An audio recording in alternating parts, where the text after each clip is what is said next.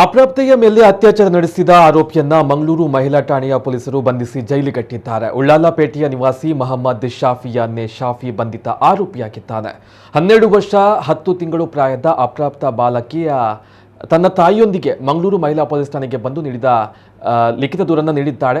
ಬಾಲಕಿ 8ನೇ ತರಗತಿಯನ್ನ ಕಲಿತಾ ಇದ್ದು ಉಳ್ಳಾಲಪೇಟೆಯ ಮೊಹಮ್ಮದ್ ಶಾಫಿ ಎಂಬವನ ಪರಿಚಯವಿತ್ತು. ದಾರಿಯಲ್ಲಿ ಕಾಣಸಿಕ್ಕಿದಾಗ ಮಾತನಾಡ್ತಾ ಇದ್ದ.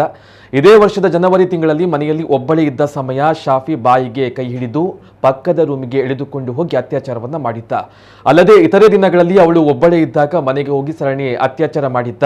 ಇದರಿಂದ ಬಾಲಕಿ 6 ತಿಂಗಳ ಗರ್ಭಿಣಿಯಾಗಿದ್ದು ಸದ್ರೆ ಅಪ್ರಾಪ್ತ ಬಾಲಕಿ ನೀಡಿದ ದೂರಿನಂತೆ ಮಂಗಳೂರು ಮಹಿಳಾ ಪೊಲೀಸ್ ಠಾಣೆಯಲ್ಲಿ ಅಪರಾಧ ಕ್ರಮ ಸಂಖ್ಯೆ 58/2023 ಕಲಂ 376, 448, 506 ಐಪಿಸಿ ಮತ್ತು 6 ಪೋಕ್ಸೋ ಕಾಯ್ದೆಯಂತೆ ಕೇಸು ದಾಖಲಿಸಿ ಮಂಗಳೂರು ಮಹಿಳಾ ಪೊಲೀಸ್ ಠಾಣೆಯ ಪೊಲೀಸರು ಮತ್ತು ಉಳ್ಳಾಲ ಪೊಲೀಸ್ ಠಾಣೆಯ ಪೊಲೀಸರು ಸೇರಿ ಆರೋಪಿ ಶಾಫಿಯನ್ನ ಬಂಧಿಸಿ ನ್ಯಾಯಾಲಯಕ್ಕೆ ಹಾಜರುಪಡಿಸಿದ್ದು ನ್ಯಾಯಾಲಯವು ಆರೋಪಿಗೆ 15 ದಿನಗಳ ಕಾಲ ನ್ಯಾಯಾಂಗ ಬಂಧನ ವಿಧಿಸಿದ್ದಾರೆ.